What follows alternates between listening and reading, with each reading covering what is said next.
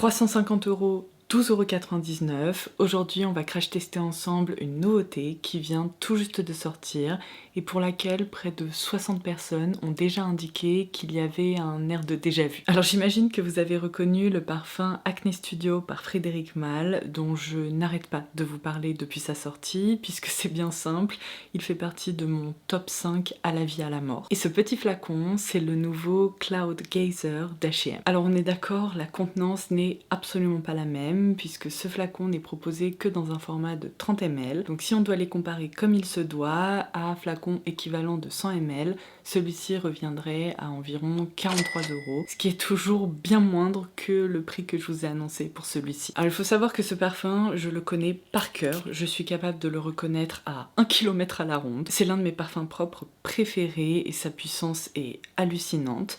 Donc de l'autre côté, je vais vaporiser ce petit Cloud Gazer et on va voir si j'ai réussi à lui trouver un dupe.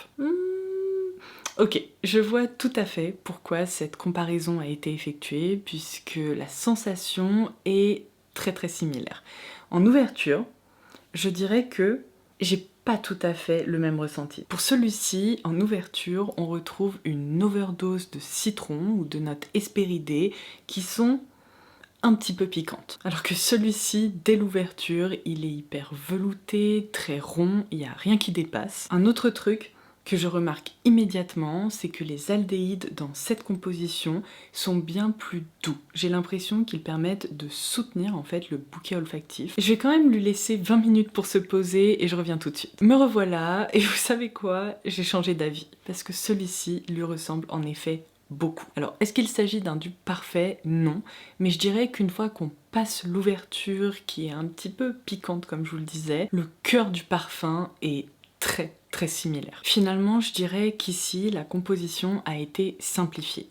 L'impression de peau de pêche est définitivement moins présente. Je ressens aussi un côté plus aqueux qui est potentiellement lié au fait qu'on est ici sur une eau de toilette versus une eau de parfum. Et c'est indéniable, cette création est bien plus robuste. Ceci étant dit, si vous n'avez pas le budget pour le Acne Studio par Frédéric Malle, vous devriez vraiment vous pencher sur le cas de cette création parce qu'elle s'en rapproche énormément. Après, c'est sûr que vous n'en tirez pas la même tenue, vous devrez potentiellement le réappliquer plus souvent. À ce prix-là, franchement, c'est à vous de déterminer si vous êtes prêt à le faire.